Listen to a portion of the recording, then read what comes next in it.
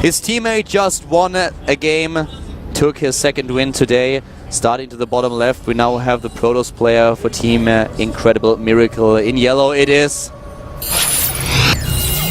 LGIM first. Does he have to suffer his first loss at the hands of his Zerg opponent, or will he take the third win? So we're going to find out. And his opponent to the top right, currently teamless, still wearing the tag. Very proud of it. He is...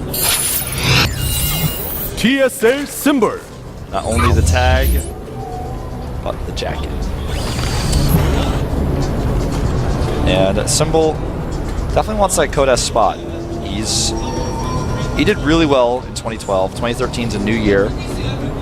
Wants to be able to get right back into Code S without having to go through the whole shenanigans in Code A. There's the scout that we have now for first. This is the one thing that Grubby skipped on in the last game. And I want to talk about this early scout a little bit more, because this is also something that happened in the Blizzard Cup, and maybe a few of our viewers right now didn't watch all of these games. It's very important that you prepare for your opponent and you also know about the scouting patterns. This became very, very transparent when Lenog was facing Parting at the Blizzard Cup on Daybreak. Because what happened was that Lenog analyzed the scouting pattern of Parting and realized, okay, you don't send out your first probe, you send out a second probe a little bit later and put it to the watchtower so that you see early Zerglings coming in, but you don't actually go into the main base. So what Lenog did is just open with double hatch before pool, which is kind of crazy in this matchup.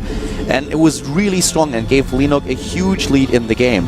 And similar things happened throughout the entire next few days that we had at the Blizzard Cup. People that played Parting knew about these scouting options that Parting used, and they prepared accordingly. In the last game, we saw Grubby skipping on a scout and Lucira opening with an early pool. So it really, this small, insignificant detail, as it sometimes seems, can win you a game or lose it. Yeah, I mean, it certainly showed. And that is what lost Grubby that game. You know, we saw everything else unfold after that, but that was just... It was like Grubby playing with one hand tied to the desk. We couldn't use it.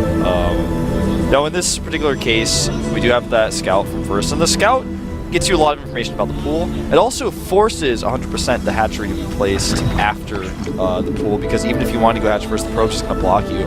We saw earlier Lucira hide his drone, so that's one example of the opposite can be true. But now everything's transitioning normally here, much more normal than it did last game with Grubby. This is how you would normally want to transition into just getting your gases, no late core will be dropped. Weird Symbol with a very good play against, first against Lucira. It was a really interesting game by first, and he dominated the Zerg player, especially with his Stargate opening. And this is a map where you can open with Stargate, where we've seen a lot of players go for a Stargate right away after the core. It's also something that first could do here. So if he's trying to play the same style that he used against his own teammate, then we are going to see a Stargate very soon. And then it is a question of how well Symbol is able to work against this, because Lucira lost way too much. He lost so many overlords, and especially his Spore Crawler placement worked in favor of first. So let's see what exactly first is going to do here and how Symbol reacts, because this is what he has to do now. He is playing a very reactionary style at this point, and he needs to scout what exactly is going on. And he has only one overlord in position, actually, and there comes the Stargate. There it is.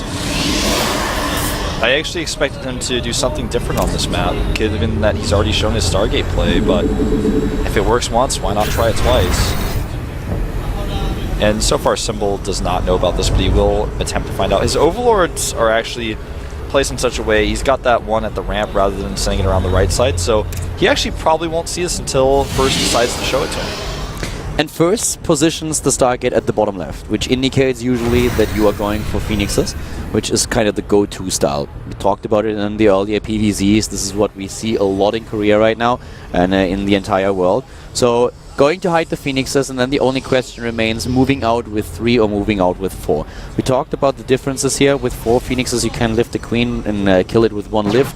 And a lot of Zerg players start to get extra queens, which is why Protoss sometimes moves out with 3 and arrives at the Zerg space a bit faster. So if you are trying to hit a Spore Crawler timing that is designed to be ready when your opponent arrives with 4 Phoenixes, you might lose a few additional drones.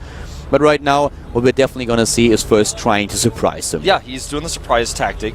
He's also going to damage this queen with his first 2 stalkers. So when the Phoenixes arrive, he'll actually have a slightly easier time at this queen, especially if he can take a few more shots on it. He wants to force more lings as well. It's also he can stick around. Yeah. There is no gas no currently. speed. Well, there is gas, but there's no speed starter. That's more of an option, but we have a very early tech into lair. And he's just continuing to damage this queen, picks off another ling. And with no speed, he can actually... Stalkers have the same speed as a Zergling off creep with no metabolic boost. So, I mean, it's a range unit. He actually waits for the 4th. This is what you were talking about before. The 4th Phoenix now comes out. And now he can move out, and that's exactly what he does. He's still not scouted, no information. And this is really unfortunate now. Here come those Spore Crawlers. So Simple has to be very careful. A lot of damage already done, and this queen is definitely in a hopeless position, even with a Spore Crawler. I don't think that First will skip on the queen here. She's got nowhere to hide, and that's exactly what First is going to go for. First, no pun intended. He actually has to target it, though, because the Overlord. Yeah. Simple will lose not only the queen, but several units that are stragglers. The Overlords to the north, for example, if First finds them, he will kill it. And as it happens, First is now took down 1 queen, and Simple didn't get the extra queen that a lot of them will take. And now we actually have a Void Ray being built as a follow-up, and Hydras for Simple. Yeah, and he's been scouted as well with the Hydras then. Actually, has he? You know, Yeah, he saw it. there are a few things that you can always This is terrible. He didn't pull his Overlords back. This is it must have been just a stress situation for Simple. You know, this is actually an elementary thing to do, but when you get stressed out by Phoenixes that surprise you, sometimes you make mistakes, sometimes you have to go into Hydras, which is exactly what First wants him to do. He supply blocked, and he found the sweet spot on top of the Extractor, takes down those Harvesters, and only 100 resources lost for First, 1,300 for Simple. Here comes the Void Ray now. This is great play by First once again, and the transition into the robotics bay is immediate. And I'm a bit surprised that we see the Hydras, because even if you go into a massive amount of Phoenixes, Hydralisks, even though they are really strong, are light armored. So Phoenixes are really good against Hydralisks, and it might sound a little bit silly, but sometimes you will see just an armada of Phoenixes sweeping in and fighting Hydralisks head on. Uh-oh, this was a problem initially here, but the Lings actually could not, the rest of them could not get through. Slightly annoying, but consider this. He saw the 3rd base is late, and so he actually stops Hydra production at 7. He's not going to try to go for that attack. He goes into Spire instead. This can really surprise a player who goes for Phoenixes, because usually the last thing you expect is a Mulus transition. You've already made a heavy count of Phoenixes and not lost any of them. He also sees the robotic support bay with his Lings. He's going to get a probe. 7 Hydralisks so far, no infestation But they're not pit. helping out here. Where are they? That's one of the big results that we have. We have no infestation pit. He's moving out now, trying to intercept those Phoenixes. He needs to be really careful though. And sometimes you will see a Zerg player trying to hit a timing, a pre-Colossi timing with those Hydras. Yeah. Usually what you try to do is get a Nidus network with them, because then you can attack immediately and you save a lot of time. Hydralisks are very slow in Wings of Liberty, off creep, and Heart of the Swarm. You can get the extra upgrade. But now, Simple with a lot of army trying to get into good position. But this is it. Yeah, here's exactly what you're But talking he doesn't have the numbers. He doesn't quite have enough. I think he underestimated the Hydralisk count there. But I think he's just trying to buy some time yeah, at the expense of He's got way too much. This is never going to work for Simple. No. He's trying to make now Corruptors rather than the Mutalisk, which I described. He didn't have enough gas. He lost so many Harvesters, and he made those Hydras, which slowed him down. He's going to go for the 3rd base now, but there's already a cannon up. A second one is going down, and he has enough Colossi with good force seals. This should not be a problem. We don't have Immortals though, so he's really relying on this Colossi. And as soon as the Hydralisks are there, it's going to be a bit of a problem, especially since the Phoenix count is now down to 3, and they are already damaged. So he can focus them down quickly, can ignore them, can just leave them to the mercy of the Hydralisks, and Hydralisks are not very merciful. They're certainly not.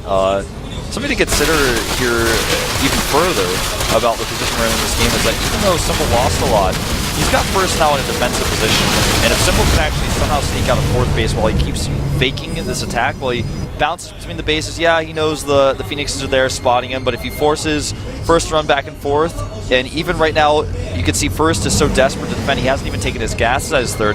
If Simple could actually get a 4th base out during this, then he may be able to catch up. If he tries to fight this, if he loses the fight, if Symbol crushes his army, then Symbol, or rather, if first crushes Symbol's army, then he's just gonna lose this game. There's no transition point after that. 3 bases for the Protoss definitely leaves him in a good economic position, but he needs to save his base, Good and angle Symbol here. is moving in. And look at this DPS. The Roaches and Hydras doing a lot here. The Nexus is going to fall. Here come those Corruptors. Corruption being used against the Colossi. He's not pursuing them. He's trying to find a good position where the Stalkers have a hard time taking them out. Doesn't kill the Nexus yet either. Now it goes down. The cannons are already here, and the Phoenixes actually helped tank a lot of damage. Then Corruptors are nearly gone. The Phoenixes did their job in the help of the Stalkers. Now he's trying to chase down the Zerg army, picking off another Hydralisk, but one Phoenix has to pay with his life. The rest of the army is retreating, and so far no additional transition for Symbol. He's getting his armor upgrade though, and he's reinforcing with Lings, with the Roaches. He's getting a few Corruptors in there, and that's a lot of pressure against First. It is, but I worry that if he keeps trying this, First is eventually going to overwhelm him. He's making 4 more gateways right now. I wonder why Symbol didn't decide to back off, make Infestation Pit, take the 4th. Symbol also doesn't have a lot of drones. He's at 66 Harvesters, exactly the same amount of Harvesters that First has. So a 4th base would really help him a lot here, especially now since he's approaching a maxed army. Right now a 4th base would really help him. But at the bottom right, what do we have here? We have at least one pro... that's the Phoenixes? Yeah, just the Phoenix. Okay, the Phoenix is scouting if there's an expansion. Yeah, he's checking. He says, well, I would expect you to have a 4th here. Again, a great angle for Symbol, but this time he doesn't have enough, and the cannons are ready. This one Colossus is stuck in an awkward position, though. It's actually not doing a lot of Look at those Stalkers. The Stalkers in the back, they can't do anything at all. The Colossi is shooting at 1 unit at a time. This is great for Symbol, and the Nexus is gone. And suddenly the Colossi, the last one, he bites the dust. We have only a few Stalkers left against now Roaches and Hydralisk, and this is just way too much DPS for First to handle. The reinforcements are streaming in. He might even be able to push through this army, but can he stop the next wave? Without Colossi, without any Immortals at all? That's the question, and even if he stops the next wave, he doesn't have a 3rd base, but really good micro here. The Corruptor's now ending up being dead weight.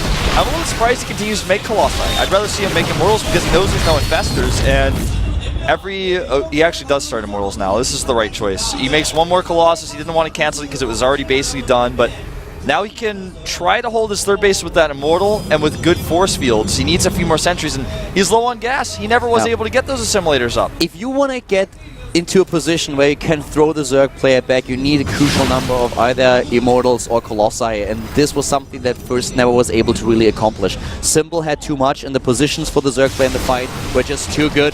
Once again, a forward blink trying to take down those Corruptors. +2 armor is on the production tab. Symbol still not getting into a 4th base. He wants to make sure that his opponent stays on 2 and pressure him on a continuous level. Yeah, and you know, Symbol, I think he may have just done it. He's got so many Hydras in this mix now, and there's only 1 Colossus, so the Hydras are going to get that extra DPS in the back. The Lings here struggle to surround against the force fields, but either way, they're tanking a little bit here. The Colossus is gone, the Hydras in the back, doing exactly what I was talking about. He corrupts every important unit. First last stand. Symbol has too much, moving in, taking down Colossi, Immortals and Stalkers alike, going now for the natural. The 3rd is not even a target anymore. The 3rd Nexus is going up, but this is not a problem for Symbol as he takes down everything else. GG! Symbol takes the victory here first with his first loss. Both players are now tied in the score, 2 wins and 1 loss in this group in the up and downs. That was actually incredible by Symbol to be able to come back from a situation where he made Hydras. His micro and his positioning were better than First. We talked about that last battle specifically. His Colossi were bumping into each other, not fighting, and the one that was shooting 1 Roach at a time behind that assimilator, or where the assimilator would have been. He was never able to make it. Behind that geyser.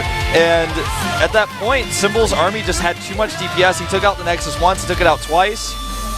And I'm actually really amazed by Symbol's play there. And now he ties the score between these two, and we've got 3 players at 2-1. Yeah. Well played by Symbol, and now the only player could reach a 3-0 in the group is Jong Ragu, and he has to face Byung now. Byung found himself at the mercy of 2 Zerg players, and both of them just beat him without a problem at all. Now he's up against maybe the toughest opponent that he has to face today. DRG versus Byung is going to be played on Antigua Shipyard, and We'll see if Young is able to turn things around here. If he loses, he finds himself in the same position as Grubby. He has no chance to advance to Code S today. He has still a chance to get the 3rd place in the group, though. Exactly. It's not, and even that will not be easy after taking this loss, but it'll be the only chance he has. You're right. And the Casper Terran player, not really performing as good as I thought he would today. I thought he would perform a bit stronger today, but we might see him now with a huge lead. The thing for him is also that he had to play 3 Zergs in a row. I would usually say it's a bit of an advantage because you can focus on the matchup. People will argue that it's also a disadvantage because opponents can study what you do, the playstyle. You have to come up with different strategies. So far, what he tried with Marauders and Hellions did not work. Now he's up against Dongragu and Antigua, which is a map that is traditionally... I feel now it's more even than it was before. Traditionally speaking, it was a very good Terran map. Now it's a map where a lot of Zerg players are confident on, but still Terran, when he goes into this 4th base play, have a bit of an edge because of how the map works. Yeah, it's true. I mean, that even removing the gold bases, that will never change how this map works in this matchup. And DRG, again, looks like his emotions are removed. He looks ready to go, ready to win, ready to take 1st place in this group. What a lot of people expected. Look at that. Look at the GSL headsets. They say GSL on them now. I didn't notice that. I wonder if that's been all week. I didn't even notice that until just now. Well, the map is ready. We can start with our Terran versus Zerg. This is the up and downs Group C. Pyong versus Dongragu. Casted by Colin Wolf.